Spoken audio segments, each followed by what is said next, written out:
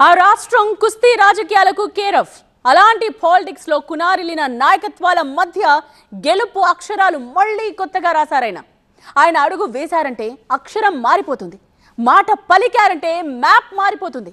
Assembly లెక్కలు చూసే నేతలు చాలా మంది, కానీ సమీకరణాలు మార్చే నేత ఆయన. వేదికపైకి రాకముందే వాతావరణం మారిపోతుంది, స్పీచ్ కు ముందే స్లోగన్లు హోరెత్తిపోతాయి. వేషాన్ని పారద్రోలి విశ్వాసాన్ని నింపి ప్రతికూలతలను కూడా అనుకూలతలుగా మార్చుకునే అరుదైన పొలిటికల్ కమాండర్. బీహార్లో విజయవంతంగా పని ముగించారు. వాట్ నెక్స్ట్ అంటూ జైత్రయాత్రకు బయలుదేరారు. ఆయనే మన ప్రధాని నరేంద్ర మోదీ. హిందీ బెల్ట్ లో ప్రత్యర్థుల బెల్ట్ తీసిన మోదీ స్ట్రాటజీస్ ఎలా వర్కౌట్ అయ్యాయో చూద్దాం ఇవాల్టి స్పెషల్ పొలిటికల్ ఫోకస్ లో.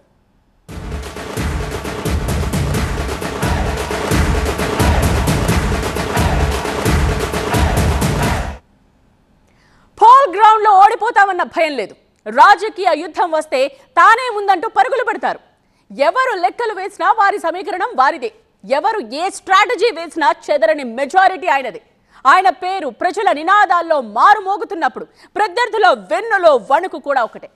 అసెంబ్లీ నుండి లోక్సభ వరకు ప్రతి ఎన్నిక, ప్రతి యుద్ధం చెప్తున్న మాట ఒక్కటే. లెక్కలు వేరైనా లెజెండ్ ఒక్కరే. ఆయనే ప్రధాని మోదీ.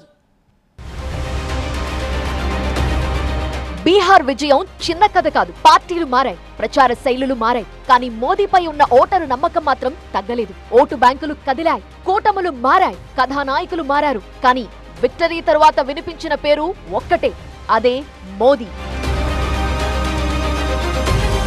బీహార్ గల్లీలో వీచిన మోదీ గాలి జాతీయ రాజకీయాల్లో తుఫానులా మారబోతోందా అంటే అవుననే సమాధానం వస్తోంది. ఇది కేవలం ఒక పార్టీ విజయం కాదు. స్ట్రాటజీ ఎలా ఉండాలి, ప్రచారం ఎలా నడపాలి, నాయకత్వం ఎలా పనిచేయాలి అనే దానికి మోదీ మరోసారి ఒక నమూనా అని చూపించారు. బీహార్ అంటే సాధారణ ఓటరున్న రాష్ట్రం కాదు, నరనరాన కులం తాలూకు భావజాలం నిండిన రాజ్యం. అనేక సంఘటనలతో కూడిన చరితం. సమీకరణాలు ఎటు కదిలినా ఫలితాలు మరోలా వచ్చే నేల. అలాంటి నేలపై మరోసారి మోదీ మ్యాజిక్ చూపారు. మోదీ ప్రచార శైలి మొత్తం ఒక సందేశం చుట్టూనే తిరిగింది. ప్రతి సభలో వికసిత్ బీహార్ను వికసిత్ భారత్ తో ముడిపెట్టి జాతీయ గర్వం, స్థానిక గౌరవం మేళవించారు. ఈ ప్రచార నినాదమే బీహార్ ఓటర్ని ఎన్డీఏ వైపు లాక్కెళ్లింది. బీహార్ ఎన్నికల నోటిఫికేషన్ విడుదలైనప్పటి నుంచి బీజేపీ ఒకే రకమైన స్ట్రాటజీతో ముందుకెళ్లింది. మోదీ నాయకత్వానికి అత్యంత ప్రాధాన్యం ఇచ్చింది. 2024 లోక్సభలో మోదీ హవా కనిపించింది.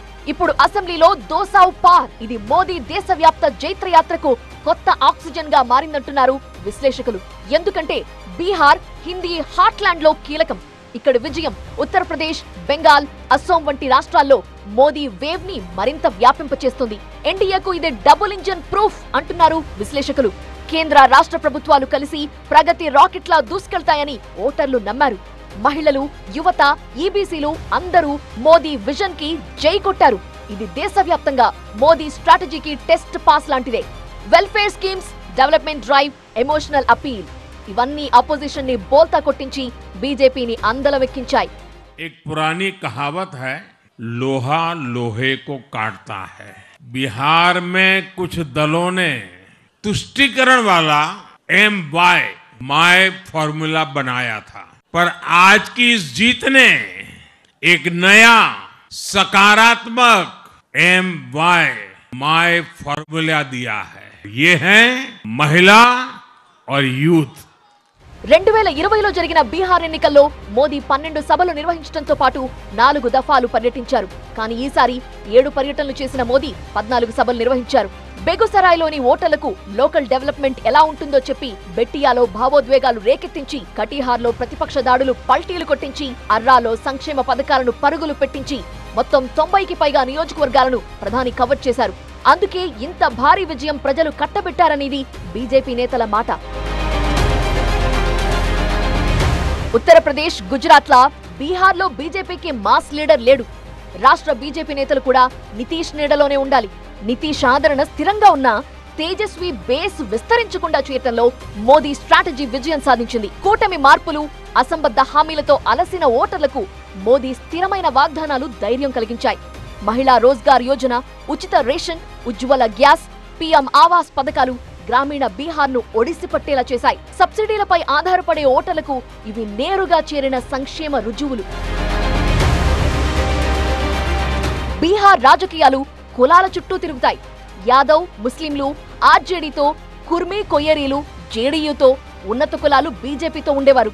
కానీ ఈసారి మోదీ పోటీని జాతీయ స్థాయికి లాగారు. దీంతో కుల లెక్కలు తగ్గి నాయకుడు ఎవరైతే బెటర్ అనే స్టేజ్ కి తీసుకెళ్లారు. అలానే ఎన్నికలను అభివృద్ధి, అవినీతి మధ్య యుద్ధంగా మలచడంలో బీజేపీ 100% సక్సెస్ అయింది.